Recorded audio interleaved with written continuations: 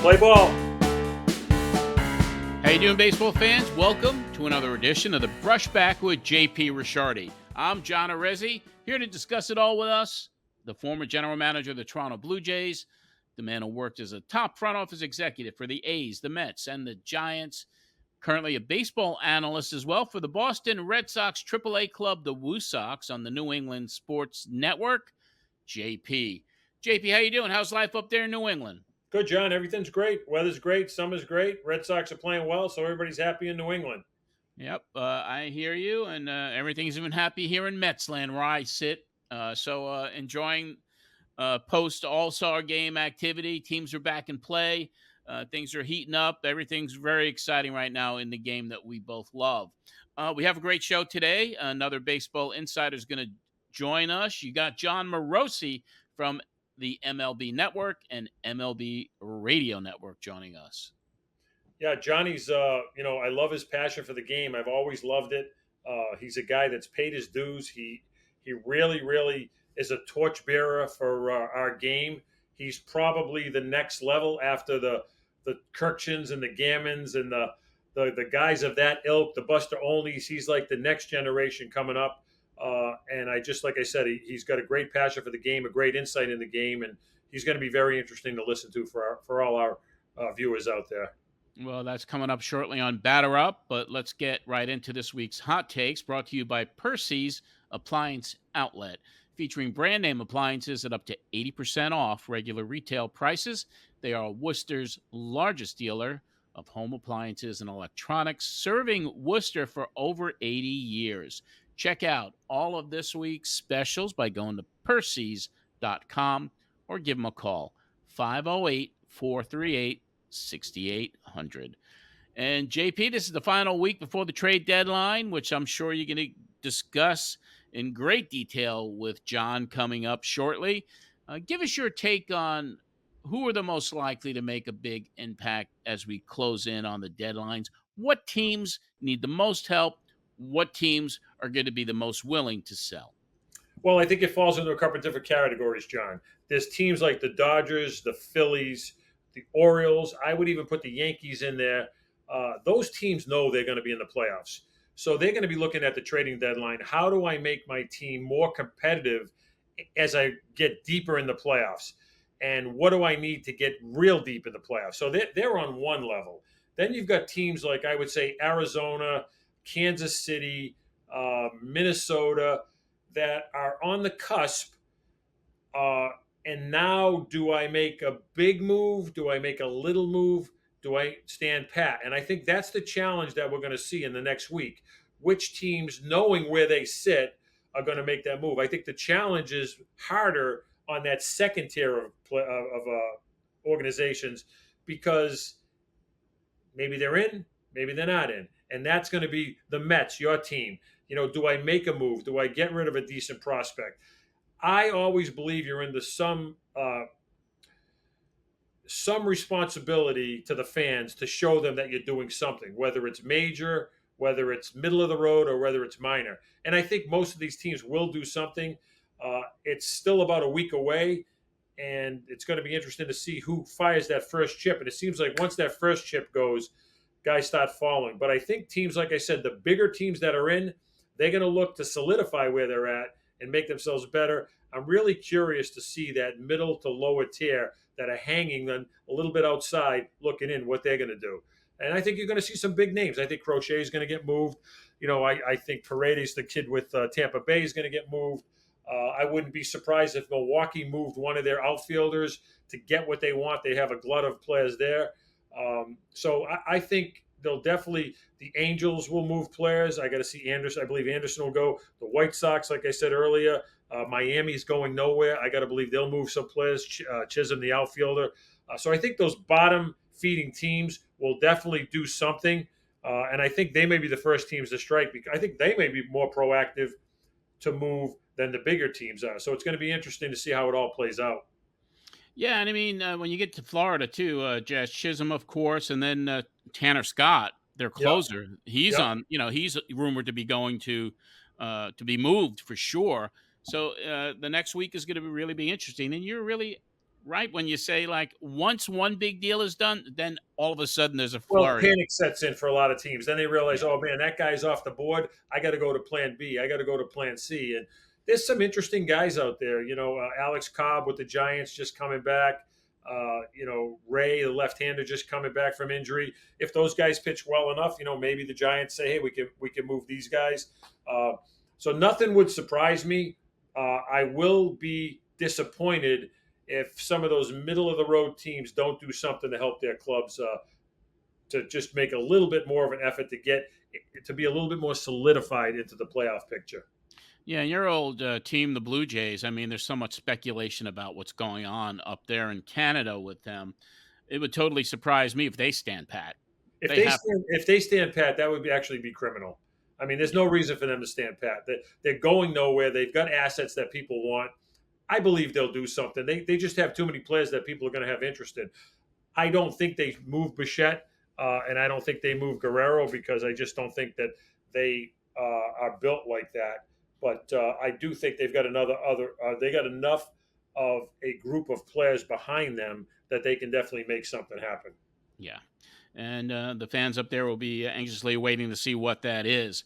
We're going to have another hot take with JP after this word from our sponsor, Percy's Home Appliance Outlet. Percy's Appliance Showroom, featuring a huge selection of the finest brand names from value to luxury at the guaranteed lowest prices. Whether it's an individual appliance or package, buy with confidence with Percy's Price Match Guarantee. Percy's offers exceptional customer service, fast, expert installation, delivery, and removal. For same-day shopping, look for the green in-stock buttons on Percy's.com and available long-term interest-free financing. Percy's, first on Gold Star Boulevard, Worcester. Well, JP, this weekend, the Summer Olympics kick off. Every 4 years, we get the opportunity to see world-class athletes compete in so many different categories. It's something that everybody looks forward to. But there's no baseball, JP, and I want to get your hot take and your thoughts on that. Well, I have to tell you, John, I'm very disappointed that the Olympics have dropped the ball and not continue to have baseball in this Summer Olympics. I was a part of the 2004 selection committee team. Actually, I was a part of the team before that. We had to qualify at the Pan Am Games, and I was on the selection committee, and we picked a team that went to Canada and had to win. We won up in Canada to qualify for the Olympics. And like I said earlier, I was part of the group that selected the 2004 Olympic team. So the Olympics are near and dear to me because I saw how much excitement, and there is nothing better, whether you're playing or whether you're on that selection committee, to know that you're representing your country in some way, shape, and form. Those roots run really, really deep. And for us to have a team in baseball to go down to Australia and win the 2004 Olympics with mostly minor leaguers, we had very, very few big leaguers. It was a great testament. We beat Cuba. I think it was 4-0 to win the gold. So that was one of the highlights of my career.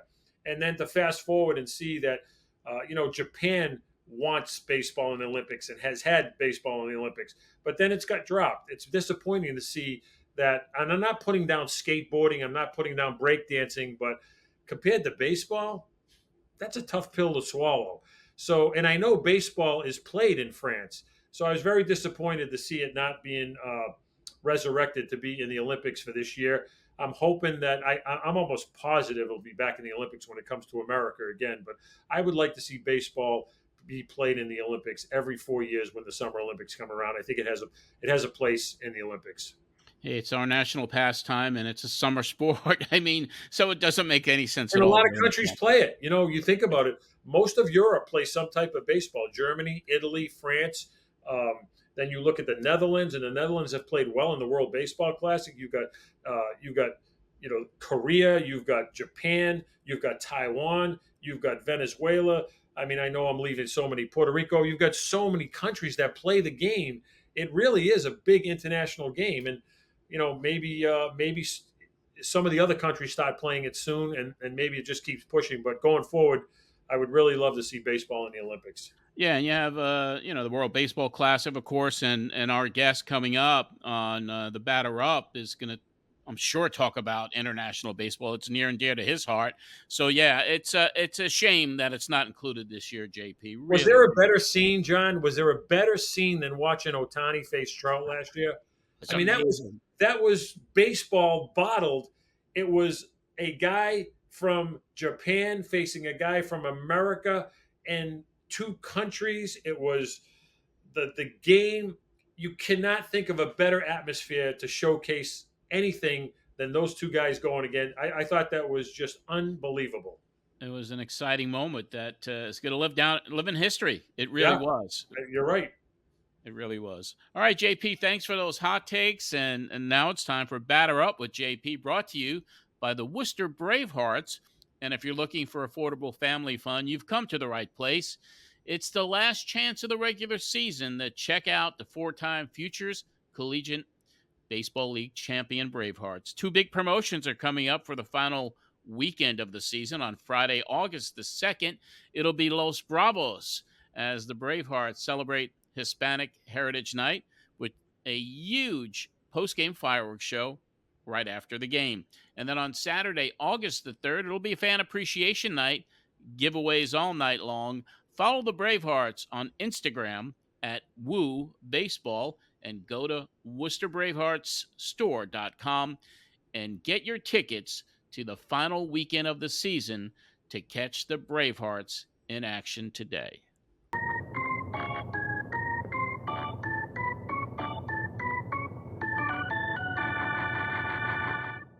On today's Batter Up with JP, he is an on-air analyst for the MLB Network, including MLB Tonight.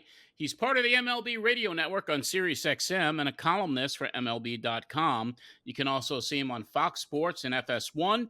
And during hockey season, he's a reporter for the NHL Network. It's a pleasure to bring on to Batter Up with JP, another JP, Jon Paul Morosi. Good morning, John and JP. Listen, I am on the list of JPs in baseball. I am way down the list. JP Ricciardi, JP Sears.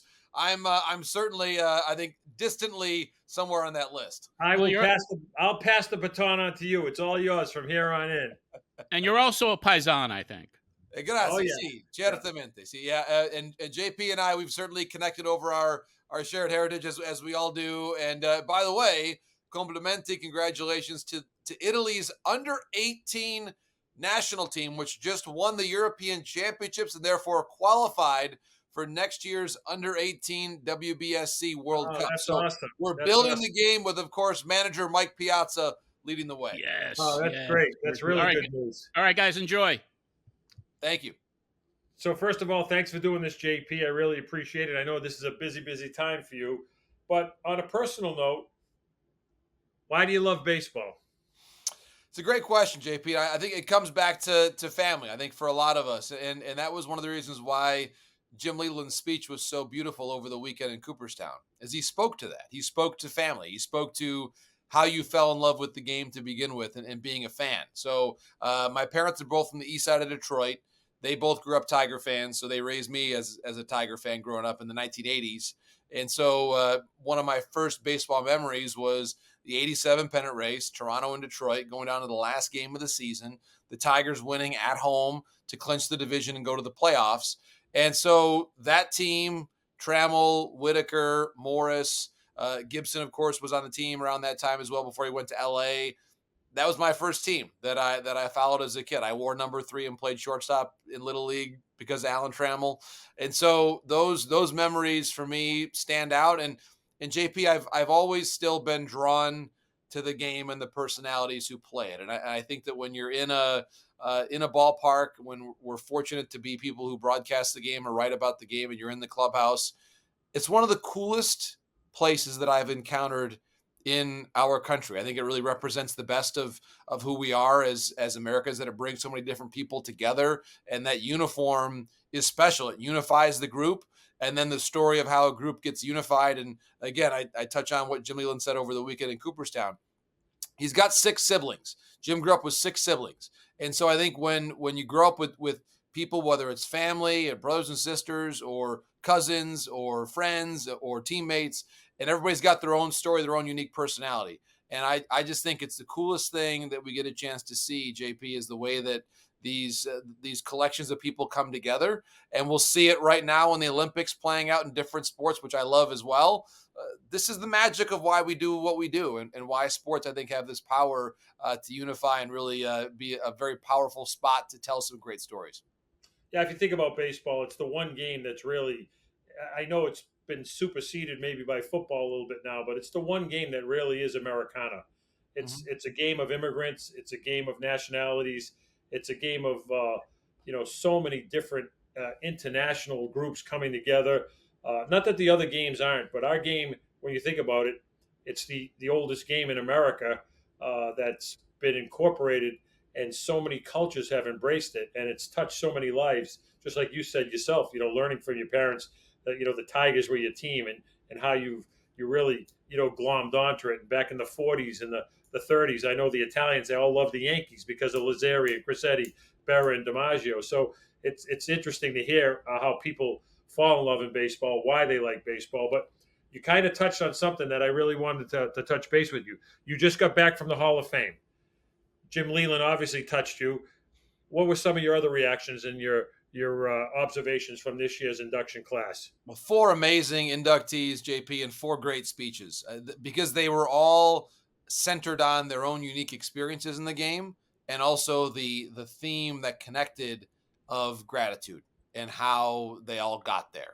And Todd Helton speaking about his wife and his late father, who certainly taught him the game. And Adrian Beltre speaking about how proud he is to be both from the Dominican Republic and then having had his professional career in the U.S. and what both countries mean to him. Joe Mauer, his dad and his grandfather, both of whom taught him the game, and both who have sadly passed away since his last game with the Twins. And just what it meant to him to always have the support of his grandparents there watching him and supporting him. Every single game that he played was for his hometown Minnesota Twins, JP. It's an amazing story. And you certainly remember his draft year well. You were an executive at the time. That was a tremendous pick that was made by Terry Ryan and Mike Radcliffe, the late Mike Radcliffe with the Twins, to have the courage to take the hometown guy, knowing that he was going to be scrutinized as the hometown guy. It was also the Mark Pryor draft. There were other players that they could have taken. And it's just amazing to see what Joe Mauer did. And he also, and I know this is a storyline that you and I have in common, and because of your connection to basketball in New England a lot as well, it's the multi-sport story for Joe. He was a 4-year basketball player, a 4-year football player, #1 quarterback recruit in the country, had committed to Florida State, the best basketball player in the state of Minnesota, according to what Sean Sweeney, who's now a Dallas Mavericks assistant coach, said to Pat Royce of the Minneapolis Star-Tribune, that Joe was the best basketball player in the state as a senior, in addition to being the best baseball player in the country. And Joe, this week, we had the roundtable the day after Induction Sunday, and Joe said again, something that's very important: multiple sports helped me. The balance of athleticism across the different disciplines helped me become a better baseball player. And I just think that, JP, whenever we have the chance to accentuate that storyline, as a sports parent myself, I know you feel the same way, it's important to say this. Joe is our youngest Hall of Famer, the first one ever born in the 1980s. He did not grow up during the 50s. This is not from an earlier time in black and white television, okay? He's the youngest one of them, and he played 4 sports, or 3 sports for all 4 years of high school. That idea still works. And right. I just think it's really important to celebrate that, because Joe Mauer, our youngest Hall of Famer, is living proof of that exact ideal. So I've been to Cooperstown for a couple of inductions for players that I had, or relationships I've had. I know you've been several times. Explain to the people out there that haven't been to Cooperstown, can you just paint the picture of what Cooperstown weekend is like, so the baseball fans that are listening maybe say, maybe I want to get up there at one point? Yes. First of all, my advice to all of you is to go. Everybody. Whether you're a casual baseball fan, serious baseball fan, work in the industry, go. Just go. And ideally, you'll go for an induction. But actually, JP, I love going there when it's quieter, because Cooperstown is magic as a town in general. One stoplight, souvenir shops, great little ice cream places, some really outstanding restaurants, a beautiful lake right in the middle of it all, which, of course, Otsego Lake is just breathtaking.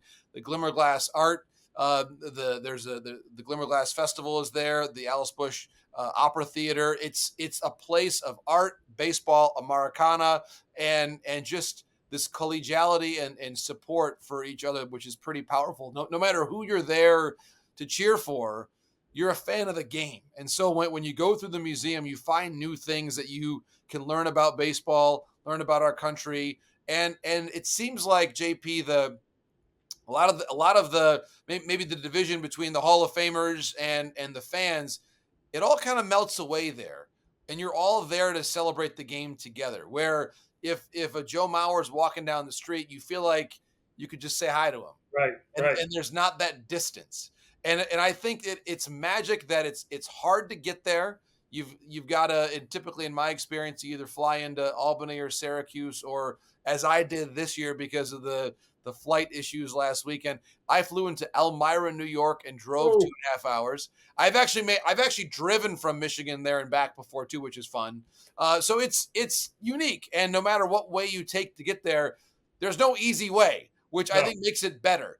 And so whenever you look at this small, humble town, to then have on an induction weekend, dozens upon dozens of the greatest players ever who come back, the greatest roster ever assembled, and then to see the way the Hall of Famers interact with each other and the way the game becomes really enlivened again, and the way they celebrated, they opened a new exhibit to Black baseball this year, the East-West game they played over Memorial Day weekend. CC Sabathia came back and just did so much to grow the game and grow the appreciation of the history of baseball. It's just a place where I think, JP, a lot of the demands of modern American life, a lot of the challenges that you might have, and your phone buzzing all the time, put the phone away and just walk through the museum, walk through the streets.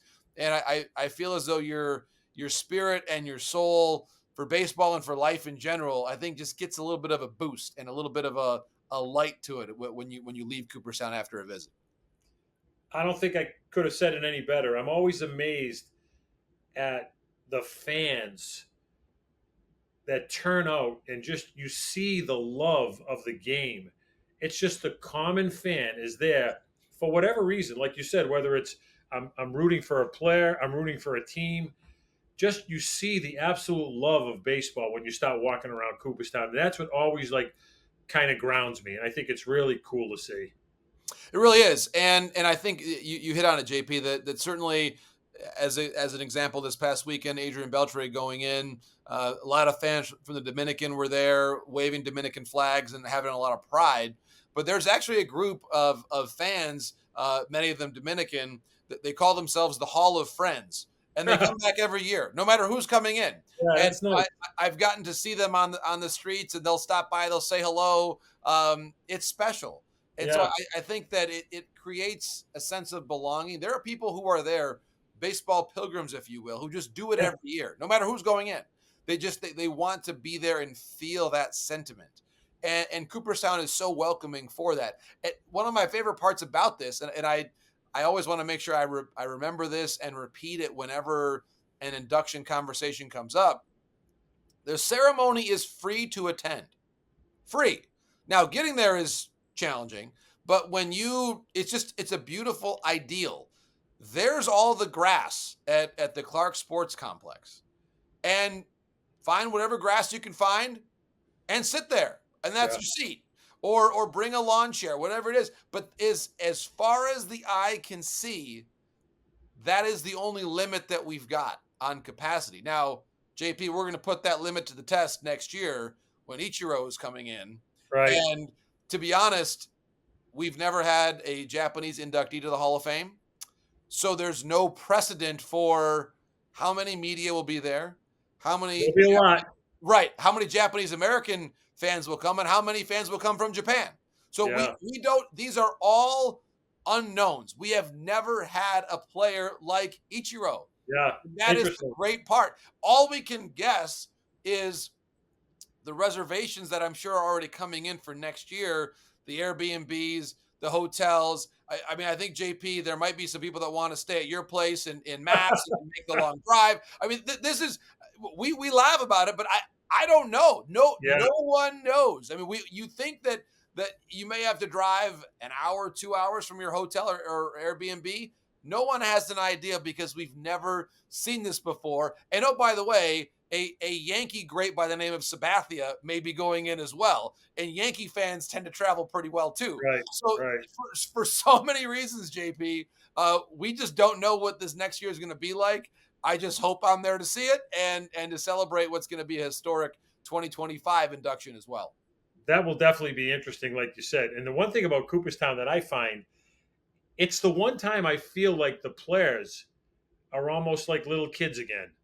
They love interacting with the fans. Maybe they weren't that type of player during their playing career, but I never see any of the players shying away from any kind of interaction. And I think it really brings them back to earth a little bit, the sense of, hey, this game is bigger than me, and I have a very small part to play in it, but a part that I can share. And I find that really encouraging. Oh, you're right. And a little plug here. We've been working on the Road to Cooperstown podcast that I've been very lucky to host, where basically our goal is to interview every living Hall of Famer, which is an ambitious plan. Every Tuesday, the episodes drop on Apple Podcasts, wherever you get your podcasts. And we've spoken with Joe Torre, John Smoltz, Johnny Bench. The Tom Glavine episode will be coming up. Craig Biggio, George Brett. It's been a lot of fun. Yeah, that's great. Oh, it's been fantastic. And one of the things that, as we've talked about the journey and going there, and I'll give a little bit of a preview of the Johnny Bench episode if you haven't listened to it yet, is that Johnny will bring the new Hall of Famers together. Right. And John Smoltz actually told me the story, and Johnny corroborated it, and others have confirmed it too, that on the weekend when there's a quiet moment and the Hall of Famers are hanging out at the Otesaga Hotel right on the lake there, beautiful setting, that Johnny Bench will call over the new Hall of Famers. These gorgeous Adirondack chairs on the veranda with a view of the lake. It's perfect.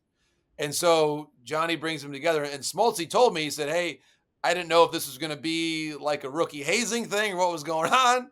But Johnny Bench brings them all together and just says, okay, look out at the lake, look where you are, and appreciate it. And that's it. There was no hazing. There's no joke. There's no practical joke on the whole thing. It is a serious, sincere, and heartfelt moment where it's a good reminder to all of us. Now, granted, we're not Hall of Famers, but it's the idea is to stop and pause and reflect on what we've done, who's helped us get here, where we might be going, but just not to be too busy, to really take a step back and relax and soak it in. And it's amazing what that brief moment in time where I think for the Hall of Famers, you've probably heard this from Hall of Famers that you know that you've been there to support their families. It's a fast weekend. It's this event, that event. This person wants to say hello. This Hall of Famer is coming up to you. And I think in a lot of ways, it might take you a few days to actually let it hit you. But I think that what Johnny's goal is for the new Hall of Famers to actually just stop for a minute and let it sink in what they've been able to achieve and who their friends are now, who their teammates are now. Right. And you're right. I think it was interesting. George Brett talked about it too. He said this a couple times, actually. He said, you'd ask him about different people that you're friends with. And he said, back in the day, I didn't really get along with Mike Schmidt all that well when we were playing because he was in the National League. I'm in the American League. We were, third baseman. They had the World Series against each other. And now they're the best of friends. They see each other every summer. And I think that some of that too, and you think about the old school, JP, of how back in the day, pitchers and hitters didn't used to talk. No. Bob Gibson famously wouldn't talk to anybody who wasn't on his own team. And so then of course, one of the great gentlemen in the game, he became such a close friend of Joe Torre's when they were playing together and also separately. Those moments and those moments of graciousness, I think, really stand out too. Well, you've painted a great picture of Cooperstown for anybody who's listening. So I want to jump into it because I know our time is limited, but give me 3 teams in the American League that you think are going to make a move and why? Well, Baltimore, I think they've got the great combination of having a tremendous record, a strong belief that they're going to be in the playoffs. So you can, in that respect, add a little bit more when you know you're going to get there. And so you're not worried about sacrificing prospects to then fall just short of the playoffs. Baltimore is almost mathematically a lock to make it at this point in time. And they have a clear need for more pitching. They've had, in general, their team has been stronger on the position player side than the pitching side for a while. Yep. They've had some pitching injuries.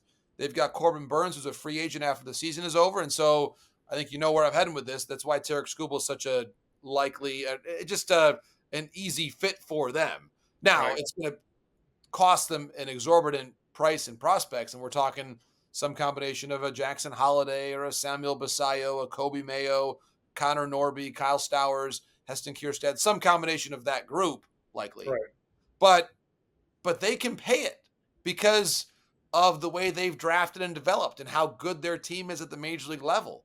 They can make a trade like that because they've got the position player depth to do it. So whether they get Skubal or somebody else, they almost have to put their prospect depth to use and make a move in that respect. So Baltimore's team number 1. Seattle's team number 2. What has happened to that lineup? They've already made some changes. JP Crawford's on the injured list. The other great JP in the game right now.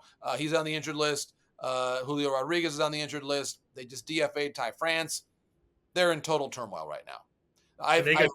They got two teams chomping at their heels right now. So Exactly. Texans playing better basically, they had this massive lead a couple months ago, and it is completely melted away because they can't hit.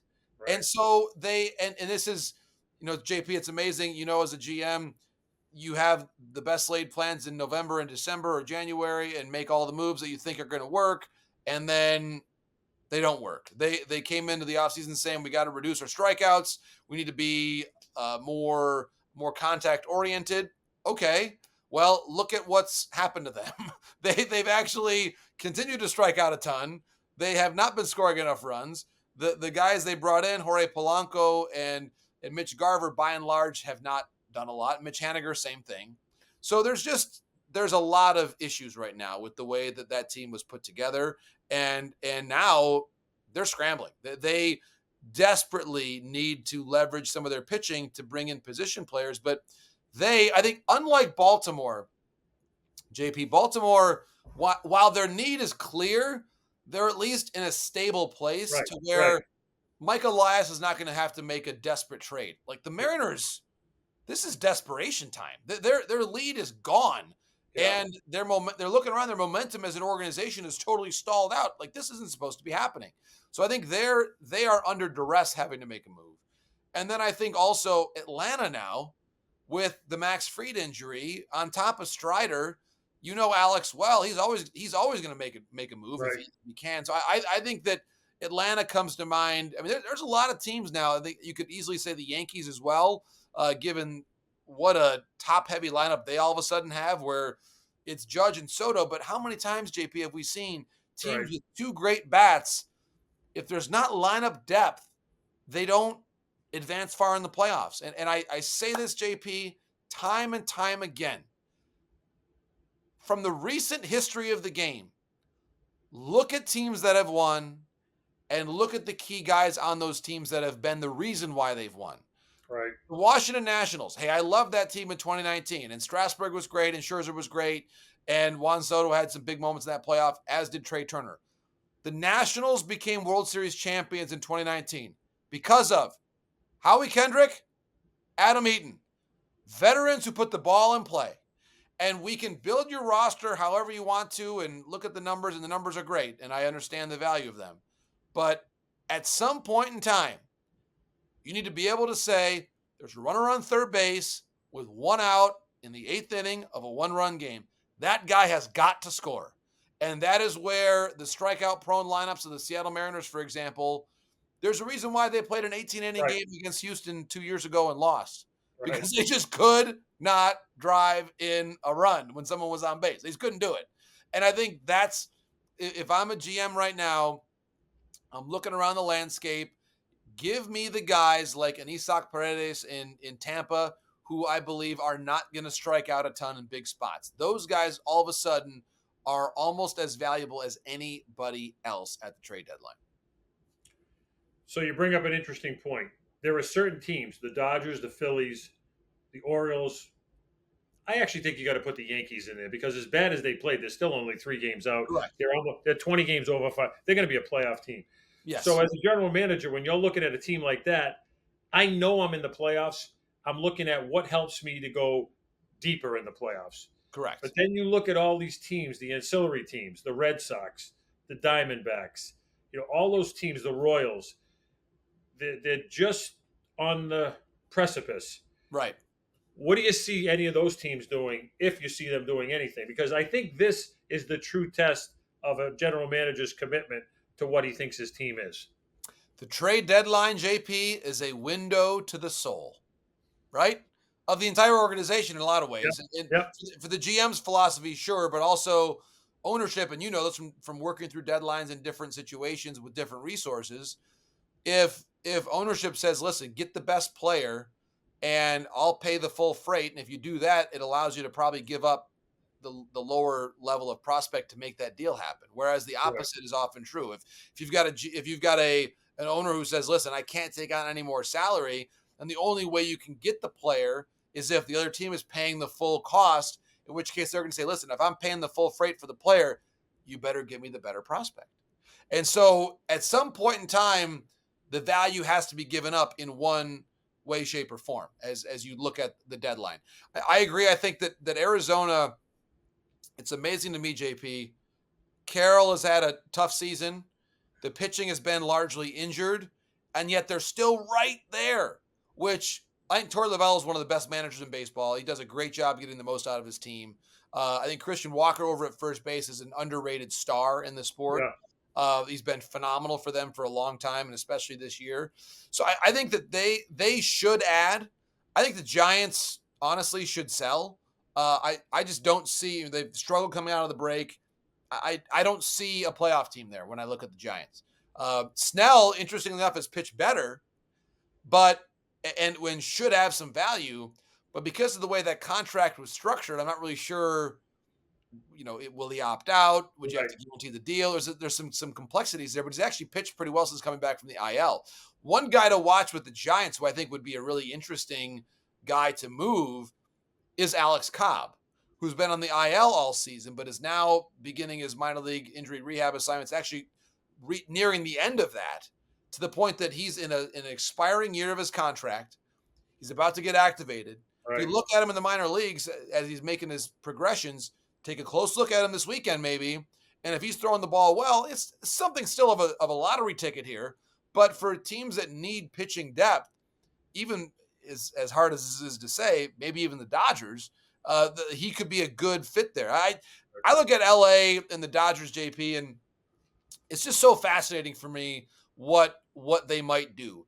DFAing Paxton caught me by surprise a little bit, just because I was surprised at that. I just didn't think they were comfortable enough with what they had to be able to give anybody up. Now, River Ryan had a good debut. They've got Glass now and Kershaw coming back.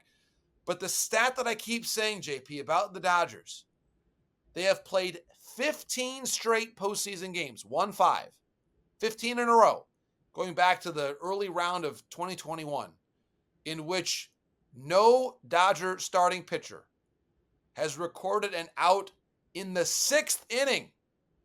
Not in the 6th. It's been a max of 5 innings pitched for 15 straight postseason games. There have been a number of openers in there, but there have also been a number of 3 2/3 or 4 1/3 from guys who should be able to pitch deeper in games. I think Rich Hill would agree with you. Right, exactly. 100% he would. Yeah. But and it's interesting. I actually mentioned that stat to some people with the Dodgers, and they said, hey, the one guy that probably could have gone longer was Tyler Anderson back in 2022. And I looked it up. I said, yeah, you're right. That's probably the one guy that could have gone longer. How about Rich Hill? Rich Hill was cruising. Right. Well, that was 2018 or against the Red Sox, right?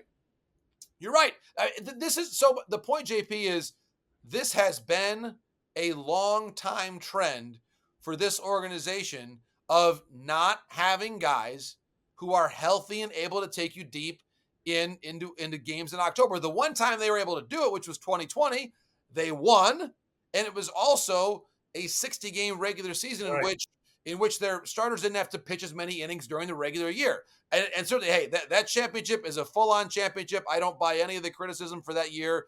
They won under very tough circumstances, and they deserve full credit for that. But the point is that they were able to manage their pitching differently because they hadn't had guys that threw 190 innings before the playoffs. And that has been an ongoing issue for them before 2020 and since 2020. It's a tough thing to do. And I love, hey, listen, they've got a best-in-class analytics department. They've got one of the smartest groups of people that we've got in the industry. But if they can't find ways to keep people healthy, I'm not sure anybody can.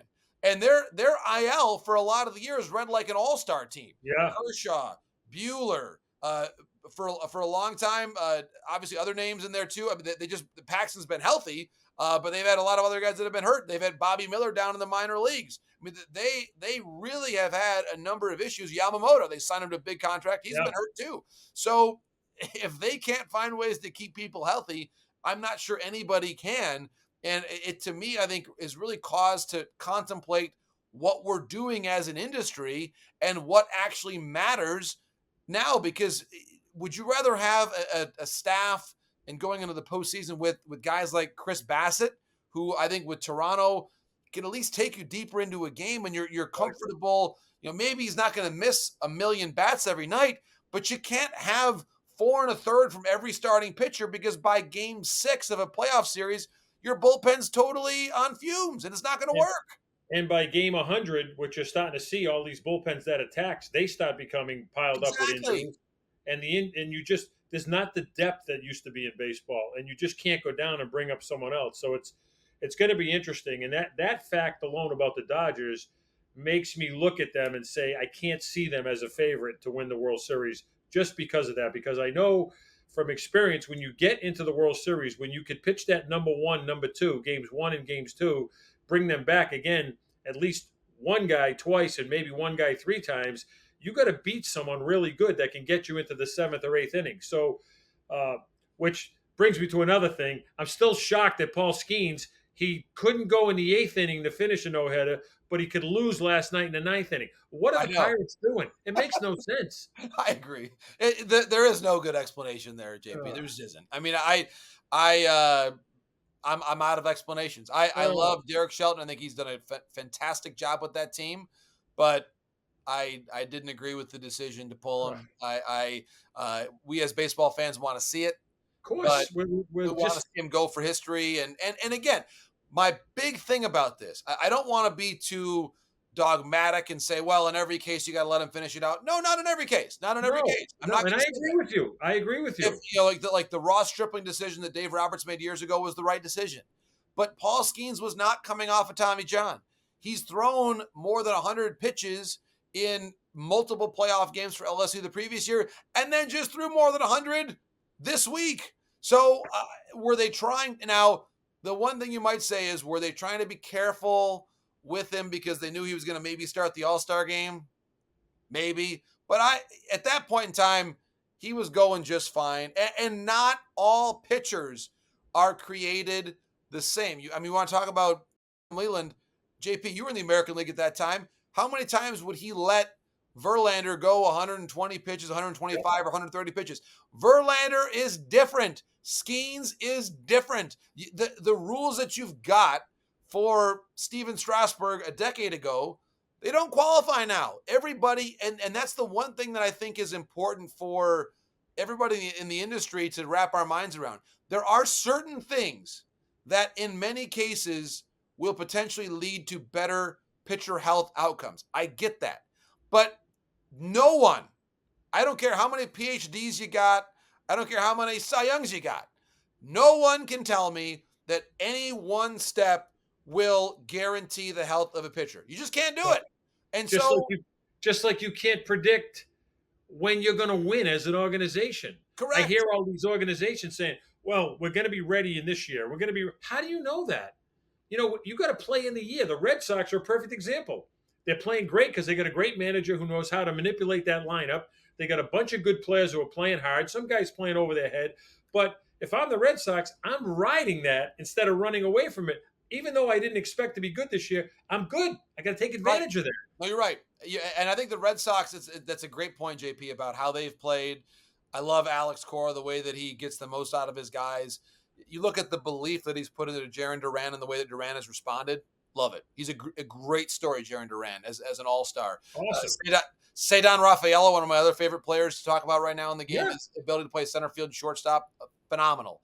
So I look at the Red Sox and I realize that for whatever reason, they have not been adding payroll. They didn't sign Bogarts. They traded Mookie Betts. And this goes back years. So they've made some curious decisions. But in general, I agree with you. If you're serious about competing in this sport and your team gives you 4 months like the Red Sox players have given you, if you're doing it the right way, you've got to add. You've got to validate the experience of what they've been able to do, how they've played. Wilyer Abreu's had a phenomenal year too. Like they've done an excellent job with this team. And by the way, Alex Cora is a huge part of this team, and he's a free agent himself after the season is over. Crazy. And if you're not going to surround and infuse this roster with talent at the deadline, like you might as well just prepare the farewell Instagram post now, because he's not going to want to come back. If for someone who is as competitive as Alex Cora and has already certainly had a lot of success as a manager, made a lot of money in the game, he doesn't need to be around a team that's not going to let him compete. Like there are other things he can do with his time if you're not going to give him the resources. And I just think that the next several days for me, JP, will tell us a lot about who the Red Sox are as an organization now and the chances of Alex being their manager in 2025. So one of the things I love about you, JP, is your passion for the game. And I think it's lacking in a lot of areas. And it's great to hear in your voice, especially the people that cover our game, how much love they have for the game. So what I want to do is ask you these. I know we're up against it. So what do you like about our game today? That's a great question. I still love being at a ballpark when the crowd is engaged and it's a beautiful summer night and you're soaking it all in and you're getting a chance to help tell the story of the players and how they've all come together. I love understanding and hearing from the players. And this is how I experience it, as a broadcaster and a writer, getting a chance to go into the clubhouse and hear from them. The question that I always want to be able to relate back to my kids, to my family, to my friends is the path of the players that we're seeing on the field, how they got there.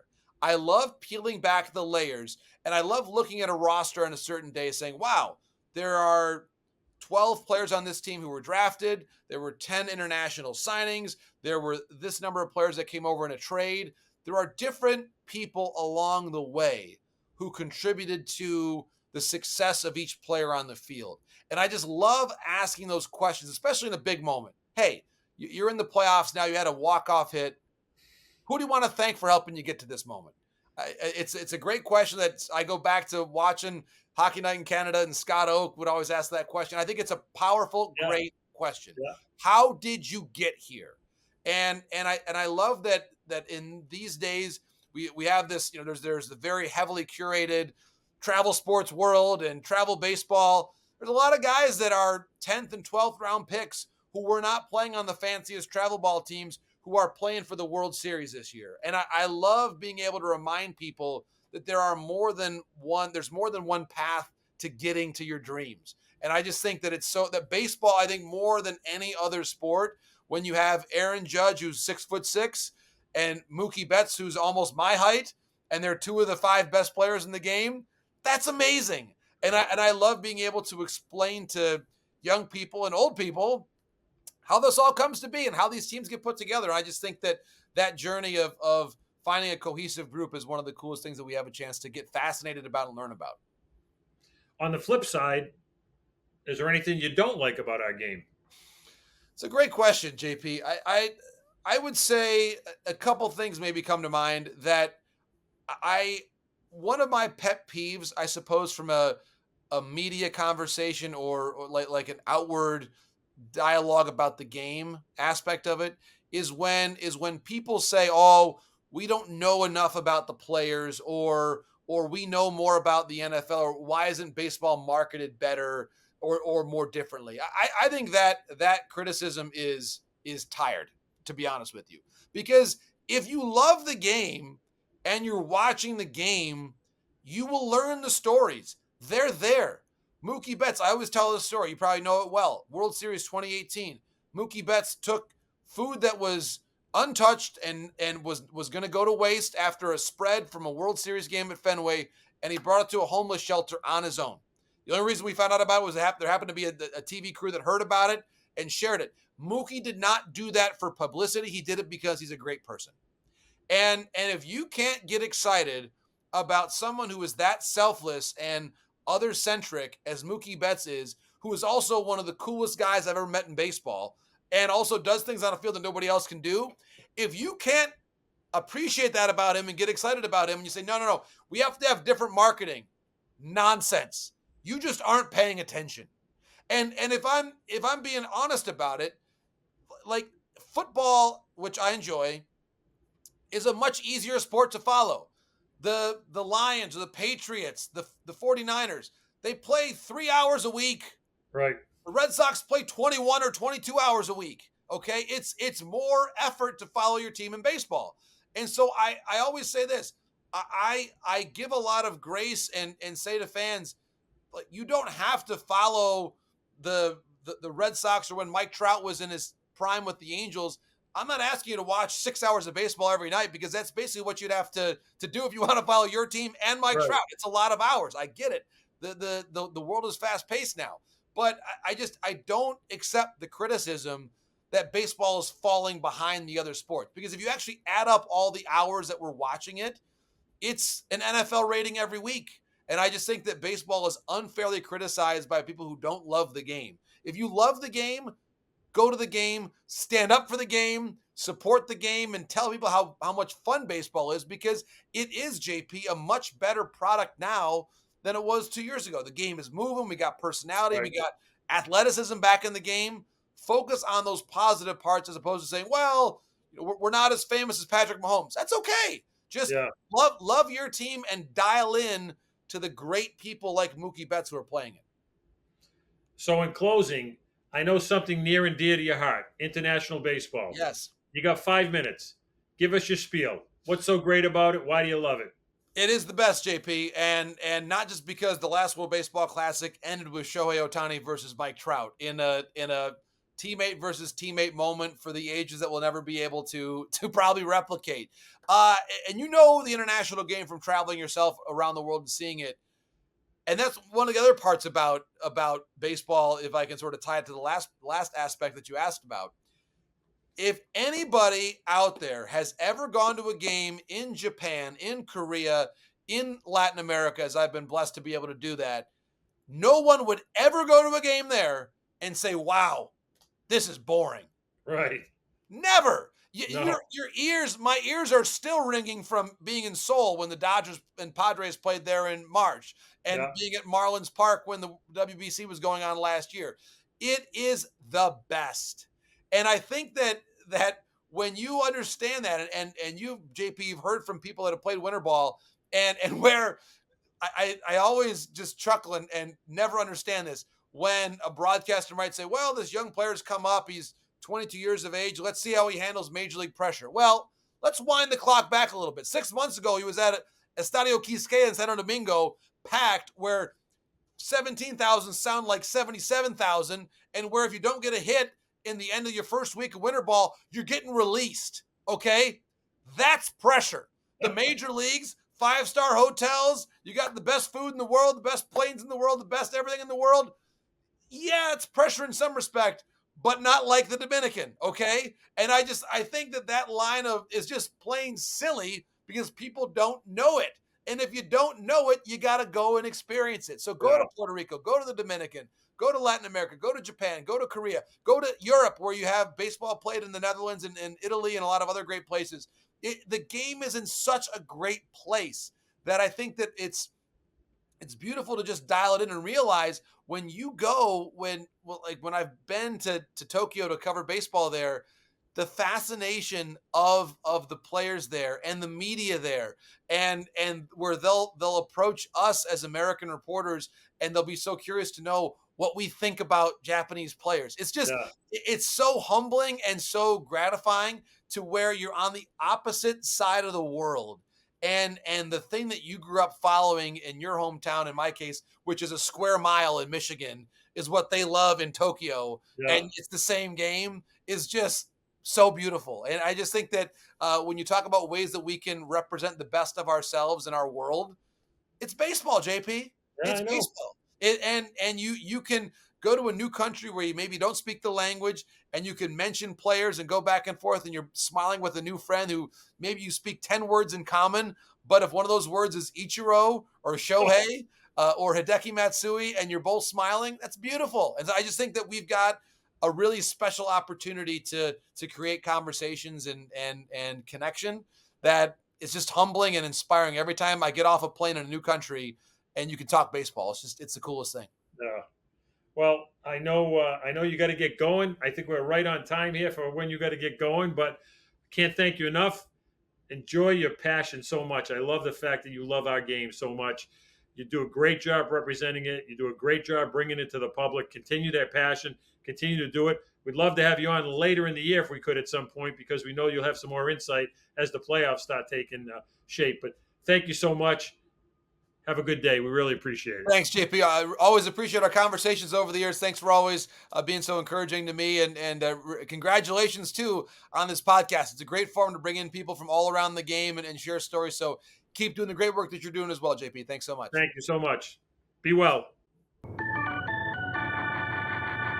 I really enjoyed that interview, JP. John is so passionate about so many things, and that international question was brought up, and it was a very, very cool discussion to listen to. So really good one today. Really good one. Yeah, I think it's great when you start to talk to the people that are on the ground, boots on the ground, that cover our game. And really, they're in every clubhouse. They're in every front office.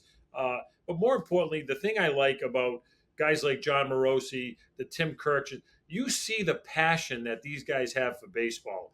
And I think it's so infectious, and it kind of like pumps you up again about your love for baseball. So, yeah, I really appreciate John coming on, and I'm sure we'll get him on later on in the season too.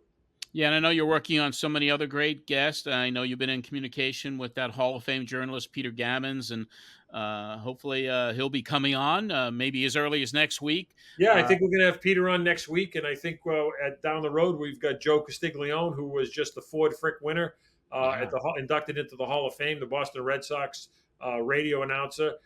So we've got some pretty good guests lined up, along with pumping in some ex-players and things like that along the way. So it's going to be a fun rest of the summer. It is, and so many great episodes already. I want to remind everybody out there, as we wrap it up for today, you could follow JP on X and Instagram at, and I'm going to spell it out, at RICCIARDI JP. And that's all you got to do is look for that handle, and you'll be able to follow the show and follow JP on a social media, and subscribe to the show on your favorite podcast platforms, whether that's Spotify or Apple or anywhere you get your favorite podcast. We are up and running on all of them, and check out our YouTube channel as well. So JP is everywhere. Busy guy. But we really enjoy doing this each and every week. And JP, I can't wait for next week's show as well. So until next week when we return, this is John Arezzi. Have a great week, everyone.